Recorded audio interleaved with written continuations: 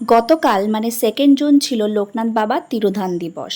এই দিনটিতে অনেকের বাড়িতেই পুজো হয়ে থাকে, ঠিক তেমনই এশাদিদের বাড়িতেও ছিল পুজো। সেই উপলক্ষেই আমরা সকলে মিলে পৌঁছে গিয়েছিলাম। এই মুখগুলো তো তোমাদের সকলেরই চেনা, আমরা যেখানে যাই সবাই কিন্তু একসঙ্গেই সেখানে পৌঁছে যাই। আর বেশ একটু সেজেগুজেও গিয়েছিলাম অনেক দিন পরে, শাড়ি টাড়ি পরে। আর এখানে যেমন আমাদের আড্ডা বসে সেইভাবে কিন্তু আমাদের আড্ডাও জমেছিল। যদিও অনেক আত্মীয় স্বজন ছিল, তবে এই ঘরটা আমরা স্পেশালি দখল করে নিয়েছিলাম। তারপরে চলে গিয়েছিলাম প্রসাদ খেতে, কারণ আরও অনেক লোকজন আছে, তাই জন্য আমরা একে একে প্রসাদটা খেয়ে নিচ্ছিলাম। প্রসাদে ছিল পোলাও, আলুর দম, চাটনি, পাঁপড়, পায়েস, মিষ্টি, আরও নানা রকম মিষ্টি তো ছিলই। আর খেতে কিন্তু প্রত্যেকটা পদ ভীষণই ভালো হয়েছিল। তারপরে খাওয়া দাওয়ার পরে দেখলাম চুপি চুপি ঠাকুর ঘরে কে বসে আছে দেখো। যে মিষ্টির প্যাকেটগুলো আছে সেগুলো খুলে খুলে দেখছে কোনটা ভালো সেটা খাবে বলে। তারপরে এই পুচকিটাকে আদর করে বাই বলে চলে এলাম বাড়ি।